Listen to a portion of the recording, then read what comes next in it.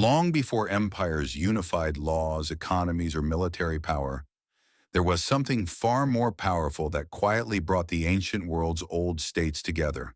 Prices. No royal decrees, no border gates, no conquest by the sword. In the end, what finished the job was a sneaky, relentless logic of trade, slowly creeping forward without ever stopping. While Rome was unleashing its legions across the Mediterranean, merchants had already finished the job. The vast system Rome would struggle for centuries to formalize had already been quietly built by them long before. They turned a fragmented, bloody, multilingual, chaotic world into a single massive marketplace where goods moved from one end to the other at nearly the same price. And the ones who did this weren't emperors or generals or great heroes. They were ordinary merchants, people bargaining, trading, chasing profit. That's all. Welcome to my channel, to the place where money, power, and history intertwine, flowing through each other's veins. And let's be clear from the start, nothing is ever as simple as it looks. To really grasp how extraordinary this was, let me take you back to around 1200 BCE, to the Mediterranean of that era. Don't picture anything like today's orderly, secure world. Quite the opposite. City-states stood tall one day and were rubble the next. Kingdoms tore each other apart over every inch of coastline, blood flowing freely. Step into open waters and pirates were everywhere, ready to loot your ship, steal your cargo, and take your life without hesitation. A shared legal system, a fantasy, a common currency didn't exist. Who would enforce cross-border agreements anyway? There was no authority, no army capable of forcing compliance. And right in the middle of this hellscape, merchants stepped in. On their own, they carried goods from one port to another, bargained, lent money, collected debts. No one protected them. No one ordered them to do it. Just their own cunning, courage, and that endless hunger for profit. Slowly, they transformed chaos into a single vast economic world. Think about that. It's insane. No shared law, no shared currency, no state, no army, no authority to enforce anything across borders. It was the Wild West, just in the middle of the sea. Everyone fended for themselves. The strong survived. The weak disappeared. And somehow, within all this chaos, merchants made it work. They loaded ships, sailed port to port, shook hands with strangers, made deals. They borrowed, lent, transported goods across vast distances. No shields, no protection. No one saying, "I've got you covered." Just their minds, their courage, and an unstoppable appetite for profit, slowly turning a shattered world into one enormous marketplace. Think about it. What insane courage. Most people back then never traveled more than a few kilometers from home in their entire lives. Trust in foreigners? Almost unthinkable. On paper, large-scale trade in such a world should have been impossible. And yet, strangely enough, it happened. And not just a little. By the early first millennium BCE, goods were moving regularly across thousands of kilometers. Tin from Iberia, copper from Cyprus, cedar wood from the Levant, luxury dyes, glassware, fine textiles, metal goods constantly changing hands between ports that were politically disconnected, often even hostile to one another. Imagine that today, trading with a country you're technically at war with. Back then, no one said, "This can't be done." Merchants found a way. They took risks, and once they saw profit, they didn't stop. They turned the Mediterranean into a single massive marketplace without orders, without permission, without paved roads. Just stubbornness, intelligence, and relentless profit-seeking. The ones who built this system were the Phoenicians. They never built an empire. They didn't maintain massive armies.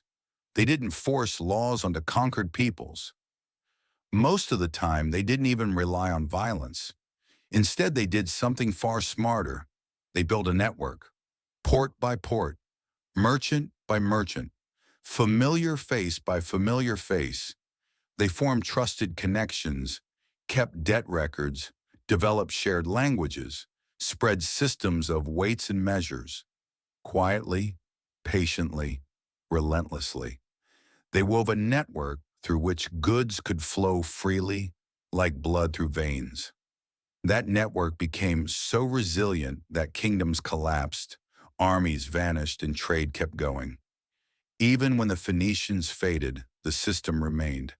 It had become self-sustaining. Phoenician cities were small.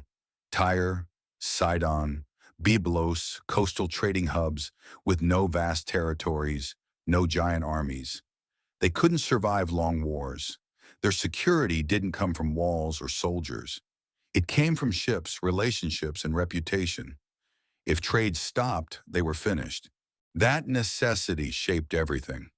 When you don't have power, you must build trust. And once you build trust at scale, you start standardizing value without even realizing it. The first thing the Phoenicians standardized wasn't prices. It was behavior. There were no international courts. Trade depended entirely on repeated interactions and familiar names. A merchant who cheated once might profit briefly, but that was the end. Instantly erased from the network. Ports talked. Traders gossiped. Information spread hand to hand. Reputation traveled faster than the fastest ship. That's why trust mattered so much. It was like cash, the most solid collateral there was. Lose it and no one would deal with you again. We often underestimate this point, but it's crucial. Trust wasn't moral. It was purely economic. If you were reliable, you stayed inside the network. Trade flowed, money moved. If you weren't, you were out. And being out meant commercial death. Once that trust network was firmly in place, prices began to balance themselves. No one issued commands. Competition and circulation forced alignment. The Phoenicians traded in goods whose value everyone understood. Copper and tin for bronze, silver measured by weight, cedar for shipbuilding. Not arbitrary value, functional value. And right there, the system clicked. If tin was cheap in Iberia and expensive in the East, ships sailed east. If copper was abundant in Cyprus but scarce elsewhere, routes shifted. Every profitable price gap attracted competition, and competition closed the gap. This wasn't modern finance. This was pure arbitrage. And arbitrage is older than empires. Over time, price differences narrowed. A merchant in Carthage couldn't charge whatever he wanted when prices were known everywhere. Ports couldn't isolate themselves if ships existed. Alternatives always existed. Goods would simply move another way. Markets disciplined behavior faster than kings, decrees, or armies ever could. And there was no grand plan behind it. No council deciding to standardize anything. Standardization was simply the survival of what worked best. Merchants chased profit, and the system shaped itself. But the Phoenicians' real power wasn't ships or metals. It was information. They knew where harvests failed, which mines flooded, which wars blocked which routes. In an age where news traveled painfully slowly, this was an overwhelming advantage. They acted before others even knew something had happened.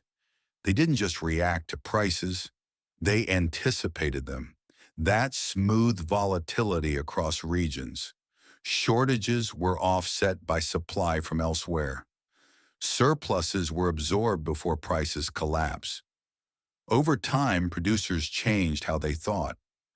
Goods were no longer priced just by local conditions, but by what the entire Mediterranean market could bear. Ports became synchronized, prices converged, trade accelerated, inland regions lagged behind. And so, A de facto economic system emerged, one that ignored political borders, kingdoms, and wars. Maps still had lines, but money and goods followed a different map altogether. The Phoenicians didn't conquer the Mediterranean with swords. They made it readable, predictable. Economic integration didn't follow empire. Empire followed economic integration. And that's where everything changed. Because once there was something valuable, connected and predictable, power notice. Predictable value is taxable value. Greek city-states formalized what Phoenician traders had done informally for centuries.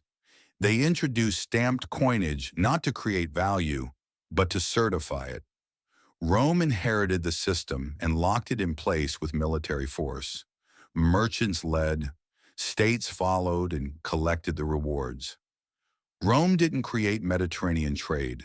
It founded ready-made ports connected, routes established, prices aligned. Rome simply seized control and taxed it. That's the Phoenician tragedy. They didn't fail because their system broke. They disappeared because it worked too well. Once markets become legible, they become governable. And this story didn't end in antiquity. We're still playing the same game today. There is no global government, no single world state, yet oil prices in Riyadh and New York align. If wheat spikes in Kiev, bread becomes expensive in Cairo. If copper production halts in Chile, factories in China feel it immediately. A crisis in one place hits wallets everywhere. War breaks out, currency swings, supply chains snap. We're all on the same ship now. Value still isn't determined by borders or passports. It's determined by network ships, cables, satellites, blockchains, markets. What happened in the ancient Mediterranean is happening again today. Builders of networks come first. Power arrives later. Regulation follows value. The story hasn't changed. Trade runs ahead. Borders try to catch up. And the strongest actor isn't the one holding a sword, but the one controlling the network. Here's the uncomfortable part. Prices adjust globally, instantly. Wages don't. Inflation arrives at lightning speed. Income growth crawls. Those closest to information and networks adapt first. They position first. They win first. Everyone else only feels it when the bill arrives. Nothing fundamental has changed, only the scale. The Phoenicians left us a simple lesson. Power does not create markets. Markets create power. If you miss that, you mistake stability for safety. You think order comes from armies and borders when it actually comes from invisible networks. History doesn't repeat itself exactly. But if you don't understand it, you pay the same price every time: shock, crisis, and interventions that come too late. Trade still runs ahead. Power still follows behind. And just like always, whoever builds the network first wins the game. If this gave you a new perspective, subscribe. History holds the answers. I'll show you where to look.